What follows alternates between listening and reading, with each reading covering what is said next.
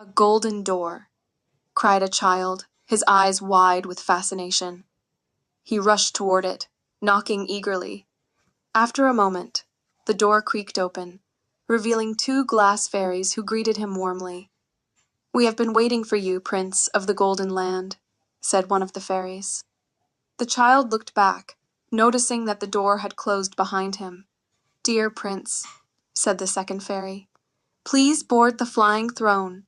As he boarded the majestic flying throne, the child marveled at the sight of the fairy glassland, where everything seemed to be made of glass.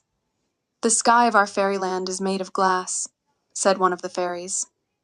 "Who created this glass ceiling?" the child asked. The fairies exchanged glances and sighed.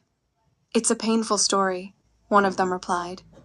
"Please, I want to hear it," the child urged. "Our nation is made of glass, gold, and silver, and is divided into 3 parts. One part is made of glass, another of silver, and the third of gold. A barrier of glass, silver, and gold separates the 3 fairylands. No fairy can cross this barrier.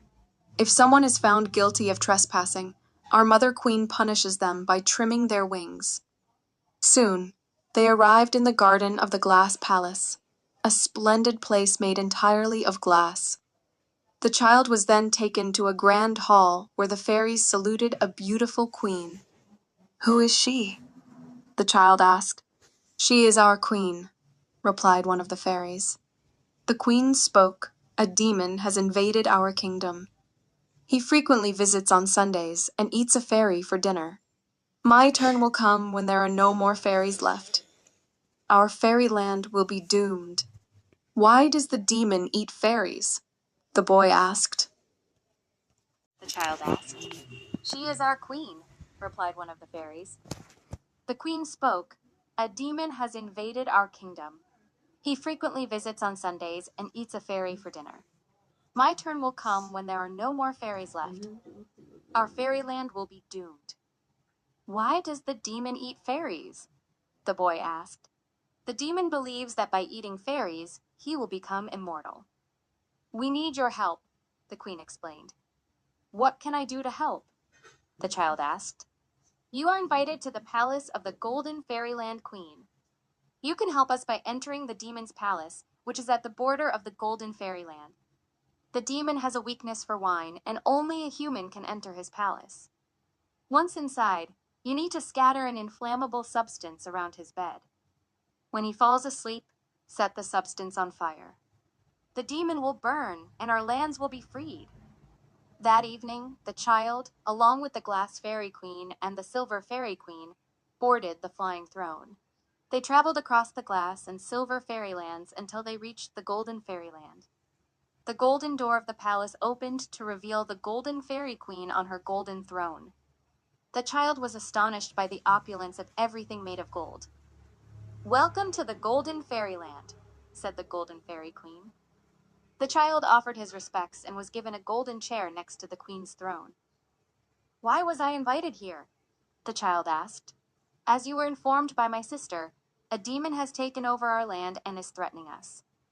He visits every Sunday to feast on a fairy. Your task is to enter his palace and set his bed on fire with the inflammable substance. The golden throne will drop you at the demon's palace on Sunday. Do not be afraid." On Sunday, the demon arrived with thunderous noise, and the child, filled with fear but determined, followed the plan. He entered the demon's filthy bedroom, spread the inflammable substance around the bed, and hid beneath it. When the demon entered, he boasted about his dinner and quickly fell asleep after drinking wine. The child then set the substance on fire. The demon and his palace burned to ashes. The golden throne arrived to take the child back to the fairyland. The Golden Fairy Queen was freed, and the fairyland celebrated its liberation. "We all love you, dear boy," said the Golden Fairy Queen. "You have freed us from the demon. Please stay with us." "No," replied the boy. "I love my mother and cannot live without her." "You are brave," said the queen.